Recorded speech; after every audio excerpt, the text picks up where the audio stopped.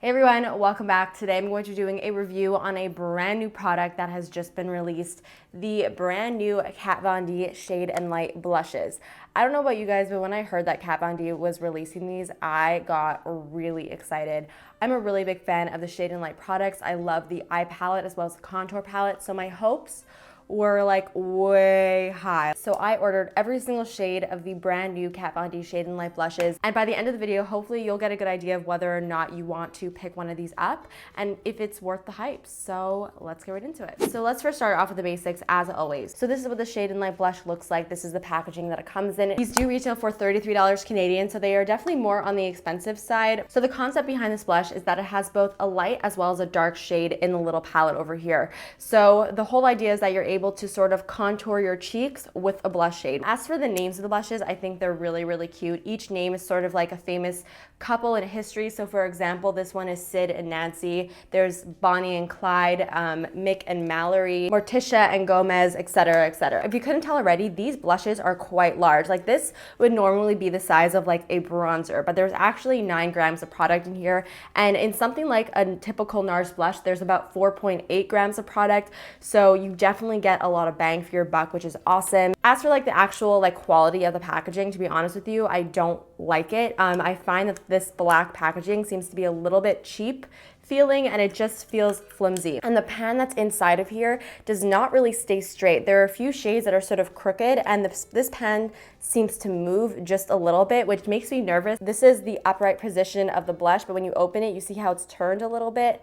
That is what I don't like. As for the pigmentation of these shades, they're not that great, but I cannot say that in a negative way because, for example, you have shades like this, which is a very vibrant plum shade, and if this was completely pigmented, it would be almost impossible to wear if you are a fairer or even a medium skin tone. Like these types of shades, if it's like full pigment, really do only work on like deeper skin tones, but because it is not quite as pigmented, it really is more versatile for a bigger range of skin tones. So this is what the darker shade looks like on my hand, but that's a really heavy swatch and you could definitely shear it out quite a bit. And I really feel like that in a blush formula, you don't want there to be too much pigment because then you go from like 0 to clown cheeks really quickly. And with this, you could build it up. I do find them to be very smooth textures. They blend really nicely on the skin. They're not patchy at all.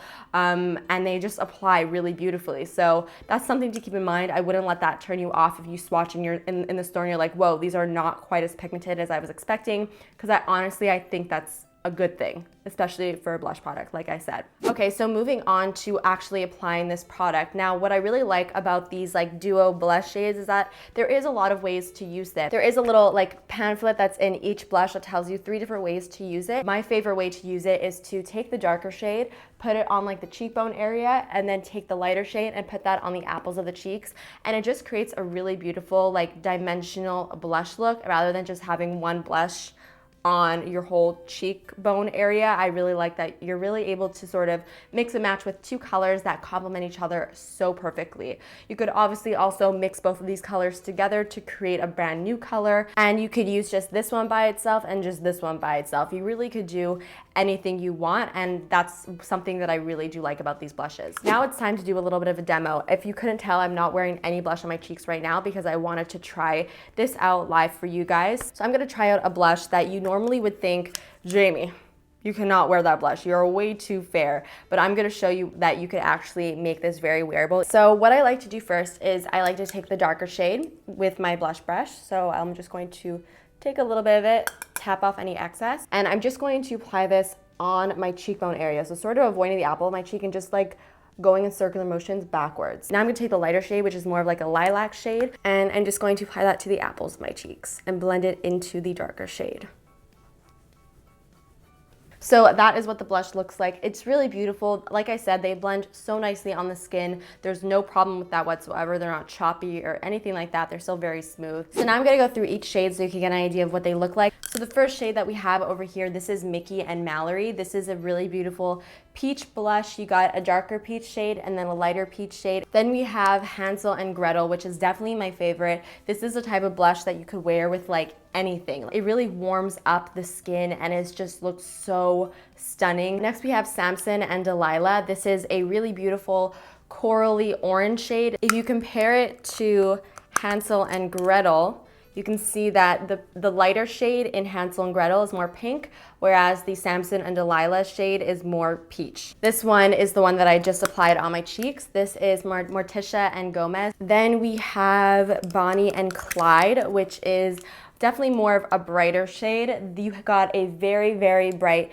fuchsia-y purple type of color, and then right next to it you got a really bubblegum pink. At first glance, you're like, this looks a little bit intense. Like, how the hell could I wear this? But that's when the lack of pigmentation comes in. That's why it's good that these are not overly pigmented. These intense colors like this just become very, very wearable. Moving on to another one of my favorites. I just love these types of colors. This is Piaf and Poe. This is a beautiful, beautiful neutral mauve pink blush. And then last but not least, we've got Sid and Nancy, which is more of a brighter pink blush. This is a very warm medium pink, and then a warm, very, very light pink. So overall, do I think these are hot or do I think these are not? Now, I do not think that these are burning hot, because if they're burning hot, I feel like the pigmentation, even though I like the level of pigmentation, should just be just a little bit higher, and the packaging could also be a little bit better. So I do really like them. I just do not think that they are the best blushes ever. So yeah, that's basically it. I really hope you guys enjoyed this review. Do not forget to give it a big thumbs up and subscribe if you're not subscribed already. And let me know what you thought in the comments. Are you gonna pick up one of these blushes? Are you interested in them? Do you mind that these blushes are not crazy pigmented, or do you like that aspect like I do? I would love to hear your thoughts. So that is it, and I will see you guys next time. Bye. So for the last day of tutorial week, I'm going to be doing a look, the look that you're seeing on my face right now,